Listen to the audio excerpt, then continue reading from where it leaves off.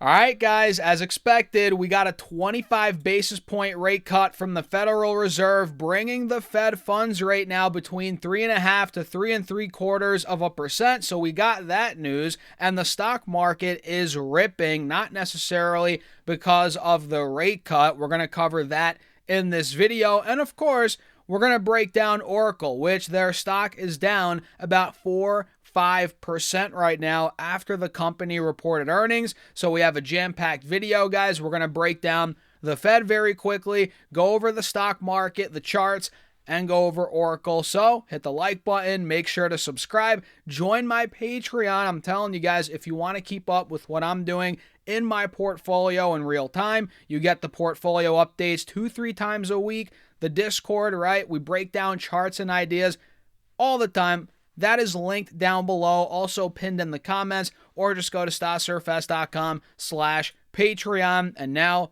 cheers, guys. Let's get into it. So we had a great day. The VIX went down 7% on the day, so volatility's dying off, right? We got 40 billion dollars of bonds now being purchased, starting on, I think that's daily, starting on the 12th of December. So we're going to see a ton more liquidity, in the market, which overall that's bullish for stocks, right? Less volatility, more liquidity, right? So we got that news. Stocks ripped, right? S&P up 0.7%, Dow over 1% in the green, Russell 1.3%, and which one? The NASDAQ I'm missing 0.4%. So we had a great day across the board, and it looks like SPY is literally testing the breakout, testing all-time highs right now. We got all the way to 689 in the session today. During the session, we got about, under $1 away from all-time highs. So it looks like we're on the verge of breaking out. If I had to guess, we are going to break out heading into the end of the year. That's been my prediction here, for the last couple of weeks, not just today or yesterday, right? So I think we're going to break out. All signs are pointing to that. And on QQQ, you see the same thing, We're pushing through 625. That was the high from November. We have a wide open gap now up to 635, 640. So this looks great. And really, guys, what's going on here is, there's a lot going on. The fact that, like I said, the $40 billion of bonds being purchased, I think that's going to be for a couple of months, right? That's one big thing. We obviously got the rate cuts from Powell, from the Fed, and he essentially said that inflation's going, I mean, there's always going to be fear around inflation, but he said it's all due to the tariffs, which we all know, obviously, right?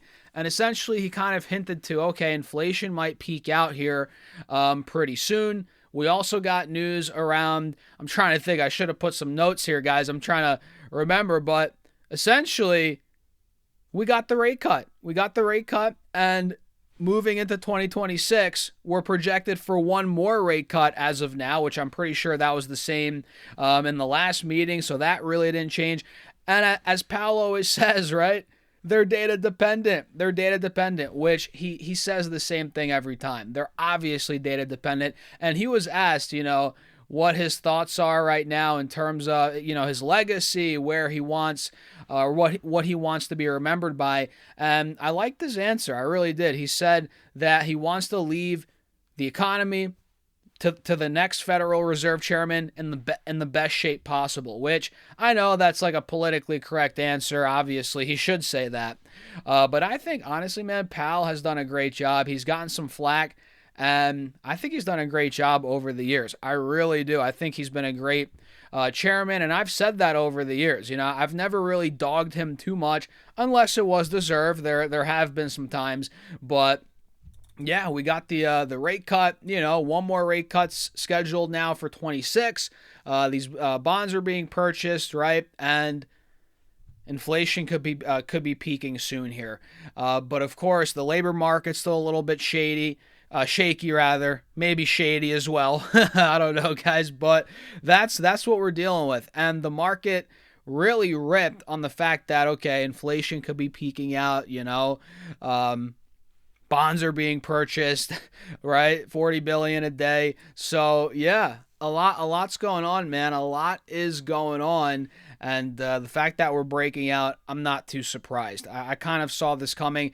And Oracle, on the flip side, well, this drop off, I mean, I always knew there's a chance, but I don't know if I necessarily saw this coming too much, as a lot of you guys could probably relate to. So Oracle closed the day at 223 today, and we got all the way down to 206 when the earnings came out. So we dumped about 7%. Now we're at 208, so we're still down about 6%.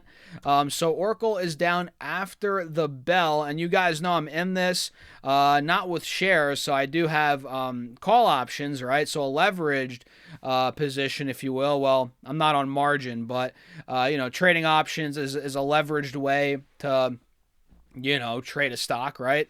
And I'm for sure down on that trade now. But the thing is, I bought the $200 calls. You guys know I bought the March 20th $200 calls. So I still have about 100 days left till expiration. Yeah, I'm going to be down on that position, but they're in the money still. And again, we have some time. Now, if I bought calls expiring this Friday, yeah, I mean, I'd be screwed, right? But that's why when I buy calls, guys, I go further out. This is the reason why, because there's always a chance, the initial reaction is going to be a dump off, but I still think overall over the coming weeks here, Oracle's due for a rebound. I still believe it, even though we got a dump off initially. So enough of that. Let's break down the actual numbers. Adjusted EPS came in at $2.26, which beat the $1.64 estimate, so they crushed adjusted EPS, and sales missed. $16.05 billion versus $16.21 billion expected, so they missed slightly on sales. Very big beat on adjusted EPS. And let's see, anything about guidance? Let me come up here, guys. I tried going on their investor relations page. Maybe I was a little too early. I couldn't find the report there. Let me see here. GAAP operating income was $4.7 billion. They maintained their dividend, which I'm sure you guys, I don't know if any of you even care about their dividend. But they maintained their dividend. Cloud revenue was about $8 billion. Services revenue, $1.43 billion. Software revenue, about $5.9 billion. Let's see, anything here. Total remaining performance obligations were up 438% year over year to $523 billion. Holy moly, guys. It says here, Oracle chairman Larry Ellison says, need to be prepared and able to deploy whatever chips our customers want to buy. There are going to be a lot of changes in AI technology over the next few years, and we must remain in response to those changes. And obviously, there are a lot of concerns around the debt, right? How are they going to be able to create all this infrastructure, the financing behind it, the OpenAI deal? There's a lot of concerns, right? At this point, are they going to default on their debt? And I expect all this to be talked about in the earnings call, which, mind you guys, hasn't even happened yet. It hasn't happened yet. It's about to happen right now. It's about 4:30 p.m. when I'm making this video. So, yeah, I mean, the stock's down absolutely right now about 7-ish% after the bell. But the earnings call didn't happen. And if we get some interesting, or not interesting, but if we get the hard-pressed questions answered, also, I guess, interesting questions answered, that could cause a rebound here. And like I said, I'm still going to hold on to my calls, right? I still think we're going higher here. It might not be over the next week, but over the coming month or two even, I think we're going higher. And again, my calls expire at the end of March, pretty much. So, yeah, what do you guys think about Oracle?